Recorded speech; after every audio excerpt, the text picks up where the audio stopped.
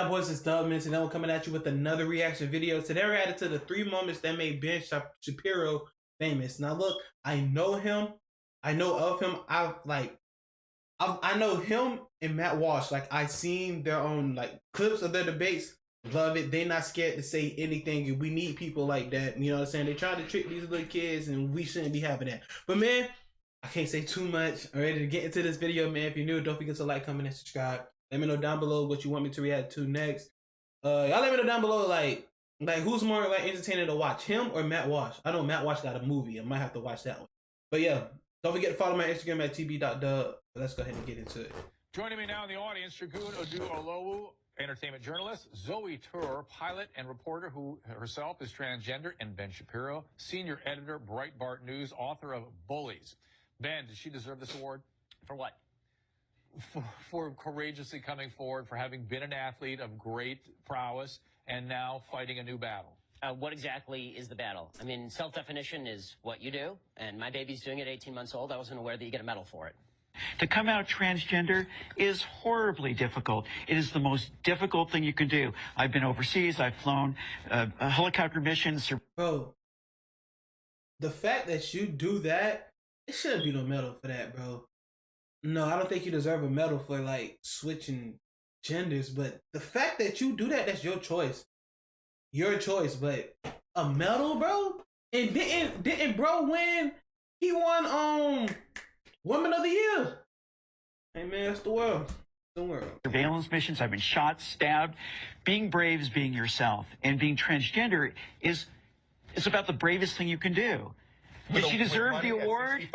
Yes. Why are we mainstreaming delusion? It's not delusion. Why? This man don't care. I was just gonna say it's delusion.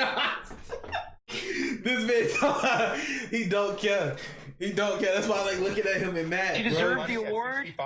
Yes. Why are we mainstreaming delusion? It's not delusion. Why would you call it delusion? Because it is. Bruce, Caitlyn Jenner, I'll call him Caitlyn Jenner. No, because it's her. You're not being polite to the pronouns. Because disrespect. Okay, forget about the disrespect facts.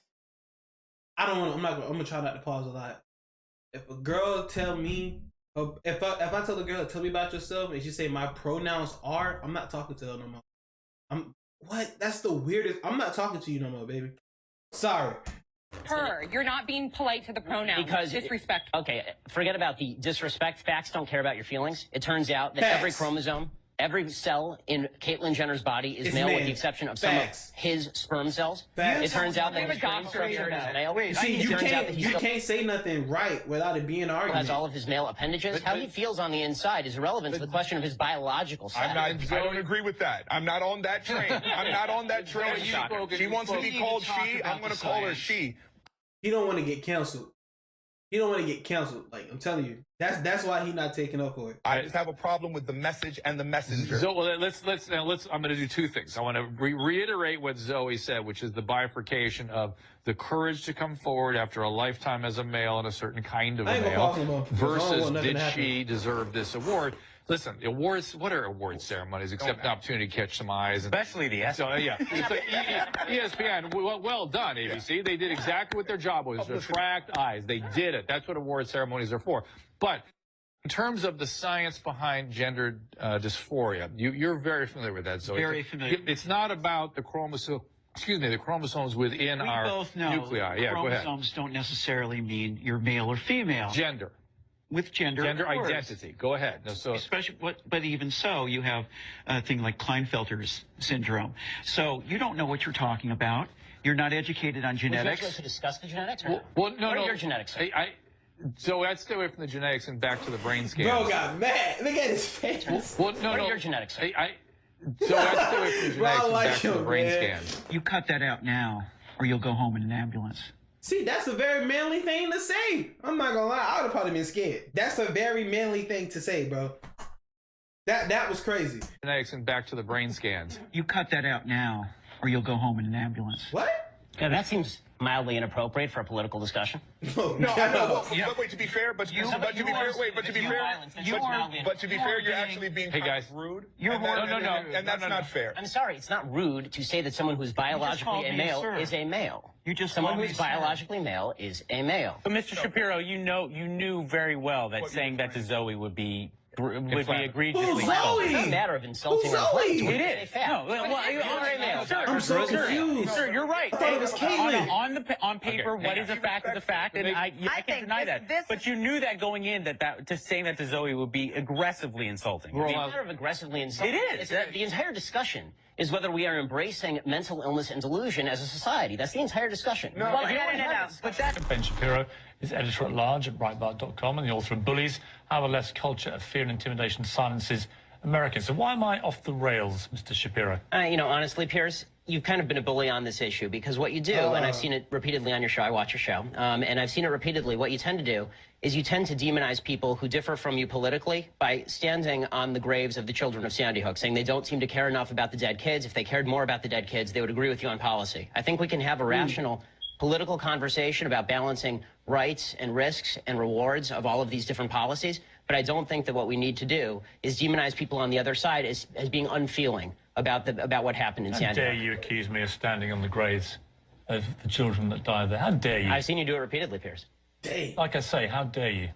I mean, you can keep saying that, but you've done it repeatedly. What you do, and I've seen you do it on the program, is you keep saying to folks that if they disagree with you politically, then somehow this is a violation of what happened in Sandy Hook. And you have yet, I'd really like to hear your policy prescriptions for what we should do about guns. Because you say that you respect the Second Amendment, and, you know, I brought this here for you so that you can read it. It's the Constitution. And I would really like for you to explain to me what you would do about guns that would have prevented what happened in Sandy Hook. If you want to do what you did in the UK, right, which is ban virtually all guns, that is at least a fair argument. And we can have a discussion about whether that's something that we ought to do or not. I've made it very clear what I want to do, which is exactly what Mark Kelly wants to do. And in fact, rather than address let's talk about that. Rather than address your comments to me about standing on the graves of children at Sandy Hook, you can address them to Mark Kelly because he agrees with everything. Got him, bro. He got him. He don't even want to defend himself on live TV. I've been saying, because he feels the same way as does his wife. They're gun owners. They both respect the Second Amendment of the Constitution. They don't want to take away anybody's right to defend themselves with guns. Well, they want to take away certain types of guns, obviously. They want to take away assault weapons, which are capable with magazines like we saw at Aurora and Sandy Hook of unleashing a ridiculous amount of bullets. Well, this is a question I wanted to ask you, Piers, because I've seen you talk about assault weapons a lot, and I've seen Mark Kelly talk about assault weapons. The vast majority of murders in this country that are committed with guns are not committed with assault weapons. They're committed with handguns. Okay, so are you willing to ban handguns in this country across the country? No, that's not what I'm asking for. Why not? Let me ask you. Don't you care about the kids who are being killed in Chicago as much as the kids in Sandy Hook? Yes, I do. Then why don't you care about banning the handguns in Chicago? Bro, this man is dangerous, bro. I'm not gonna, bro. What? I can't argue with nobody because what to lose on live TV? Kids in Sandy Hook? Yes, I do. Then why don't you care about banning the handguns in Chicago? He was stuck this entire time. Share with you. According to Pew Research, the net worth of white families in 2013 was $141,000. For black families, it was $11,000, even less than the $19,000 it was in 2007. According to economist Edward Wolf of the University of New York, excluding vehicles and other durables, the median black family worth is just $1,700, while 40% of black families have zero or negative wealth.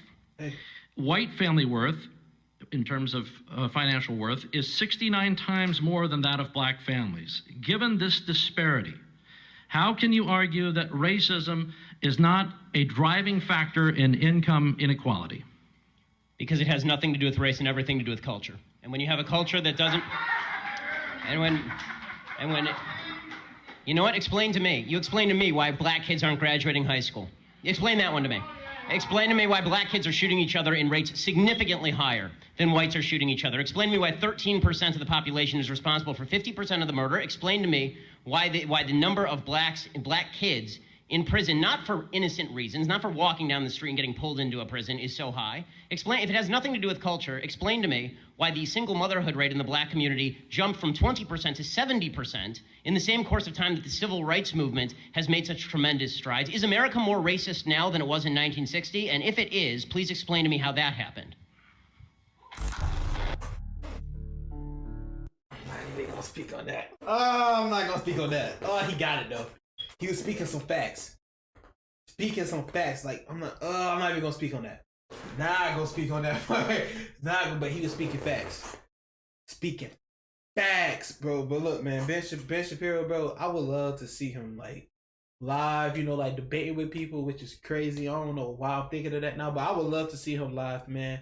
But yeah, man, if you enjoyed the video, don't forget to like, comment, and subscribe. Let me know down below what you want me to react to next. Don't forget to follow my Instagram at tv.doug. And yeah, man, I'm out.